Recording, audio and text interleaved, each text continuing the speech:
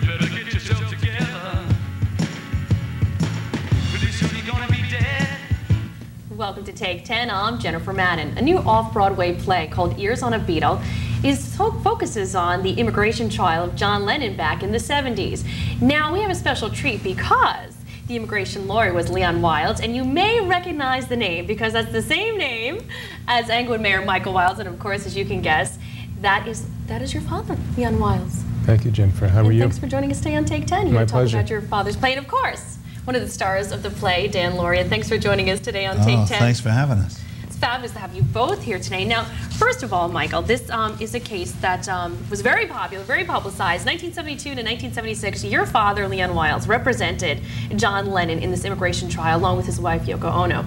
Tell us about the time, about the time with your family. I mean, you actually spoke to John Lennon, and how did that work? I was very young at the time, and my mom, rest her soul, told us what it was like when my dad came back the first time to talk about the case. He had no idea who the Beatles were. He was a bit of a nerd in law school and college.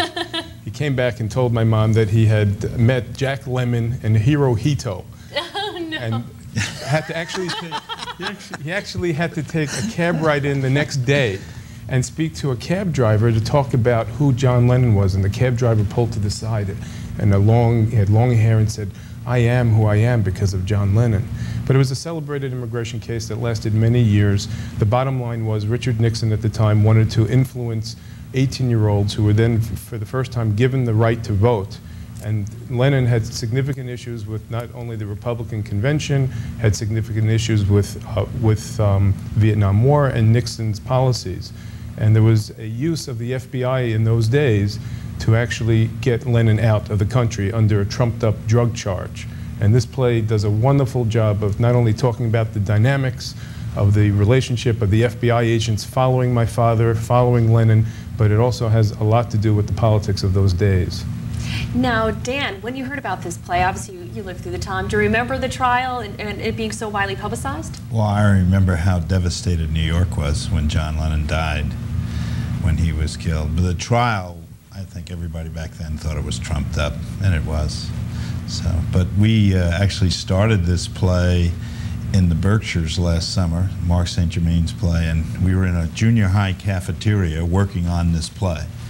And it was right from the beginning. It was so interesting. We actually have to put the FBI files in the lobby because some of the incidents that happen are so ridiculous that if it wasn't true, the writer would have never got away with it. Well, yes, because this is based on real FBI. Oh, everything that's mentioned as fact except one thing is in the files. And we know the one thing is true because his father smiles every time we ask him. Oh, really? Yeah. But for instance, the FBI asked the New York FBI office to put out a flyer on John Lennon for the Miami FBI officers doing the Republican National Convention.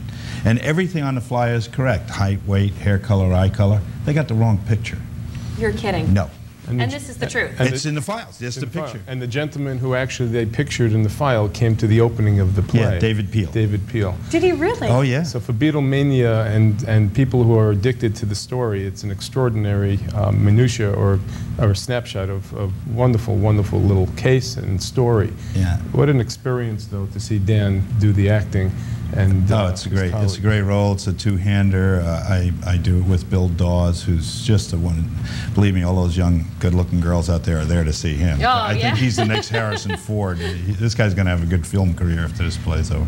And it must be a lot of fun for you just to work with him. I mean, it's a two-man play, so it's probably a lot different from what you've done in the past, though. Obviously. I do more theater than anything else. So you've done a lot of TV. You've done a lot of everything. So no, but my love is theater, and I only do new plays. I've only done one revival in 15 years. Really? Yeah, we have to get these new American writers out. Mark St. Germain's a great writer, needs to be encouraged.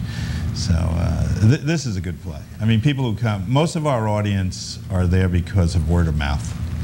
So, gentlemen, we're just going to take a quick commercial break, but when we come back, more about Ears on a Beatle, so stay tuned for more Take 10.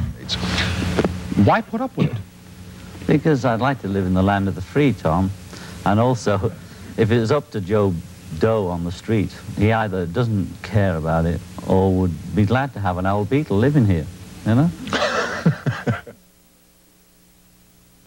For over a decade, Cafe Tivoli of Richfield has been delighting its guests with an extensive menu, large portions, and reasonable prices. Cafe Tivoli offers the freshest in appetizers, salads,